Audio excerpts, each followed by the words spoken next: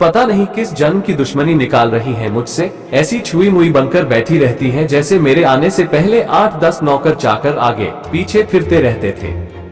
थोड़ा बहुत हाथ पैर हिलाने से कौन सा शरीर घिस जाएगा इनका, सब कुछ मेरे भरोसे छोड़कर बैठ जाएंगे। बाहर से थक कर आओ और फिर घर में आते ही रसोई में लग जाओ।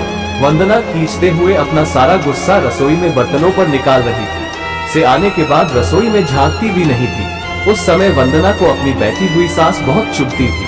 वो बड़बड़ाती रहती और रोटियां बनाती रहती। बाद में अपनी माँ से फोन पर भर भर कर शिकायत करती, जिसके बाद उसे थोड़ा सा सुकून मिलता था।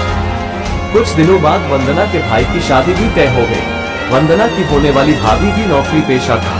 वंदना की माँ ने सगाई के वक्त ही खुश होते हुए गर्व से कह दिया, भाई मैं तो और सासों की तरह नहीं हूँ जो बहू के आने पर हाथ धरकर बैठ जाऊं। जब अभी तक पूरा घर संभाल रही थी तो अब क्यों नहीं, मेरी बहू को मेरी तरफ से पूरी छूट रहेगी। जब एक माँ अपने बच्चों को रोटियां बनाकर खिला सकती है तो बहू को क्यों नहीं खिला सकती। बहू तुम निश्चिंत होकर नौकरी करना, रसोई में संभाल लूंगी। वंदना की माँ के उच्च विचार सुनकर उसकी होने वाली भाभी का पूरा परिवार और खुद वंदना भी गदगद हो गई।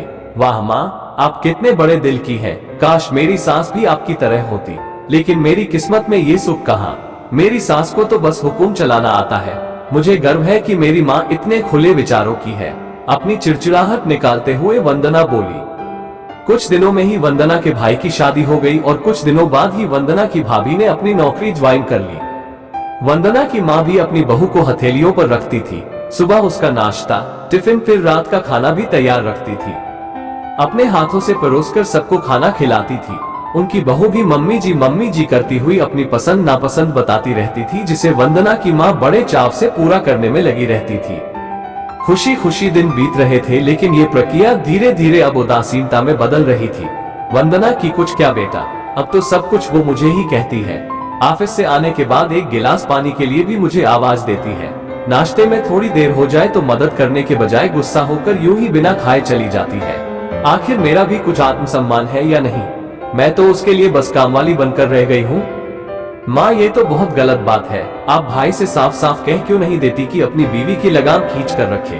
आप माँ है, कोई नौकरानी नहीं। भाभी नौकरी करती है, इसका मतलब ये नहीं कि आप पर हुक्म चलाएगी। गरजते हुए वंदना बोली। किस मुंह से कहूँ बेटा, पहले तो खुद मैंने ही आगे बढ़कर कुल्हाड़ी पर अपना पैर दे मारा, फिर शिकायत किससे करूँ। तेरे पापा ने तो कहा भी था कि बहू को ज्यादा छूट दोगी तो बाद में पछताओगी, लेकिन मैं ही बड़ाई की भूखी थी जो अपनी बहू को सर पर चढ़ा लिया। एक बात कहूँ बेटा, तू चाहे अपनी सास को कुछ भी कह, लेकिन समधन जी का ये फैसला सही था कि वो बहू को रोटियां बनाकर नहीं खिलाएंगी। एक बार वो सबकी नजरों में बुरी अक्खड़ सास तो बन गई, लेकिन आगे के लिए कम से कम अपना आत्मसम्मान तो बचा लिया।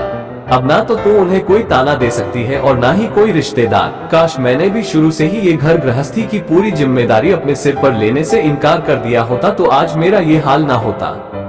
माँ की बातें सुनकर वंदना निशब्द हो गई। भारी मन से उसने फोन रख दिया। बाहर हॉल में आकर देखा तो सास ससुर आराम से बैठकर बातें कर रहे थे। बातें करते करते उसकी सास अपने नाखूनों पर नेल पेंट लगा रही थी, जिसे देखकर ससुर जी उन्हें चिढ़ा रहे थे। अब बुढ़ापे में ये फैशन करके किसे दिखाओगी? मेरी तो नजर भी कमजोर हो गई है।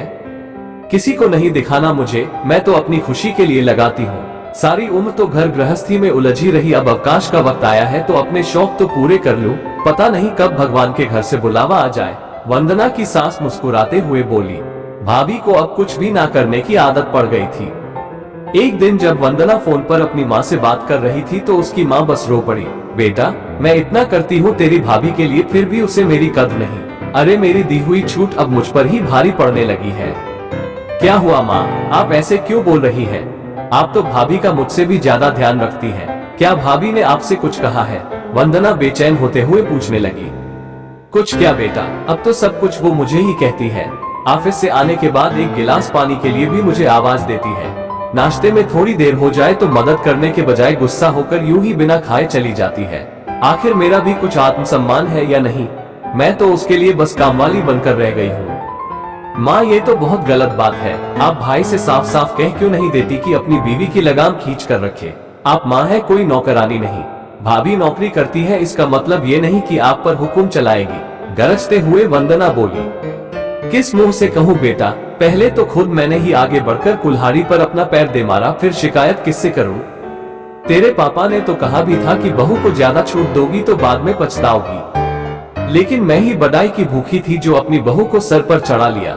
एक बात कहूँ बेटा, तू चाहे अपनी सास को कुछ भी कह, लेकिन समधन जी का ये फैसला सही था कि वो बहू को रोटियां बनाकर नहीं खिलाएंगी। एक बार वो सबकी नजरों में बुरी अक्खर सास तो बन गई, लेकिन आगे के लिए कम से कम अपना आत्मसम्मान तो बचा लिया। अब ना तो तू उन्हें कोई ताना दे सकती है और ना ही कोई रिश्तेदार। काश मैंने भी शुरू से ही ये घर गृहस्थी की पूरी जिम्मेदारी अपने सिर पर लेने से इनकार कर दिया होता तो आज मेरा ये हाल ना होता। माँ की बातें सुनकर वंदना निशब्द हो गई। भारी मन से उसने फोन रख दिया। बाहर हॉल में आकर देखा तो सास ससुर आराम से बैठकर बातें कर रहे थे। बातें करते करते उसकी सास अपने नाखूनों पर नेल पेंट लगा रही थी, जिसे देखकर ससुर जी उन्हें चिढ़ा रहे थे। अब बुढ़ापे में ये फैशन करके किसे दिखाओगी? मेरी तो नजर भी कमजोर हो गई है, किसी को नहीं दिखाना मुझे, मैं तो अपनी खुशी के लिए लगाती हूँ। सारी उम्र तो घर गृहस्थी में उलझी रही, अब अवकाश का वक्त आया है तो अपने शौक तो पूरे कर लूं। पता नहीं कब भगवान के घर से बुलावा आ जाए। वंदना की सास मुस्कुराते हुए बोली।